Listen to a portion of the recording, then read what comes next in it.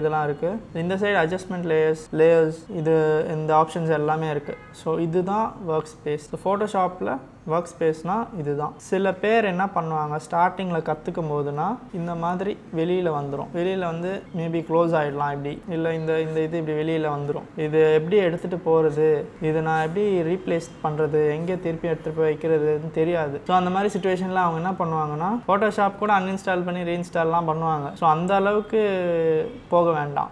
ஈஸியாக ரீப்ளேஸ் பண்ணுறதுக்கு இங்கே ஒரு ஆப்ஷன் இருக்கும். விண்டோஸ் போங்க, ஒர்க் ஸ்பேஸ்னு ஒரு ஆப்ஷன் இருக்கும். அதில் எசென்ஷியல்ஸ் தான் நான் வச்சுருக்கிற default option. Reset essentials click பண்ணிங்கன்னா ஆட்டோமேட்டிக்காக எல்லா டேப்ஸுமே அதோட பிளேஸ்க்கு வந்துடும். ஸோ இப்போ உங்களுக்கு எந்தெந்த டேப்ஸ் தேவையோ அதை மட்டும் நீங்கள் வச்சுக்கலாம். மற்ற டேப்ஸில் ரைட் கிளிக் பண்ணிங்கன்னா க்ளோஸ்னு ஒரு ஆப்ஷன் காட்டும். அந்த க்ளோஸ் கிளிக் பண்ணிங்கன்னா அந்த டேப் மட்டும் க்ளோஸ் ஆகிடும்.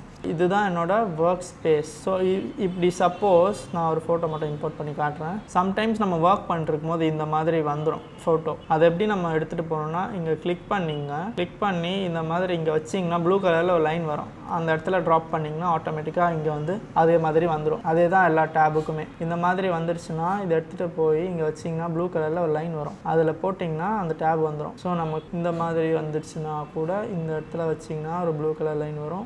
அதில் இந்த மாதிரி வச்சிடலாம். ஸோ எல்லா இடத்துக்குமே அந்த மாதிரி ஒன்று வரும். டூல்ஸ்க்கும் அதே தான். இங்கே எடுத்துகிட்டு போனீங்கன்னா இந்த மாதிரி ஒரு லைன் வரும். கிளிக் பண்ணிங்கன்னா இந்த மாதிரி ஆட்டோமேட்டிக்காக முன்னாடி இருந்த பொசிஷனுக்கே அது வந்துடும். ஸோ இதுதான் ஒர்க் ஸ்பேஸோட full view. So work space reset எப்படி பண்ணோன்னு மறுபடியும் ஒரு வாட்டி சொல்கிறேன். விண்டோஸ் போங்க, ஒர்க் ஸ்பேஸ் கிளிக் பண்ணுங்கள், ரீசெட் உங்களுக்கு ரீசெட் ஆகிடும். அண்ட் ஒர்க் ஸ்பேஸில் கொஞ்சம் டைப்ஸ் இருக்குது. Graphic and web. வந்து இந்த வெப்சைட் யூஸ் பண்ணுறவங்க அவங்களுக்கு இந்த டேப்ஸ் எல்லாம் யூஸ் ஆகும். ஃபோட்டோகிராஃபி வந்திங்கன்னா இன்ஸ்டாகிராம் இருக்கும். அவங்களுக்கு தேவையான அட்ஜஸ்ட்மெண்ட்ஸ் லேயர்ஸ் எல்லாமே இங்கே தான் இருக்கும். அண்ட் ஒர்க் ஸ்பேஸில் பெயிண்டிங் வந்திங்கன்னா அண்ட் ப்ரஷ் அதுக்கு தேவையான டேப்ஸ் அதெல்லாம் இருக்கும்.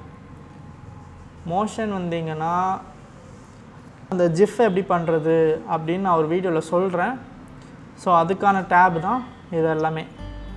மோஷன் போஸ்டர் பண்ணலாம், ஜிஃப் பண்ணலாம். ஜிஃப் ஃபைல்னால் ஒரு ஃபோட்டோ மாதிரி ஆனால் மூவ் ஆகும் அது.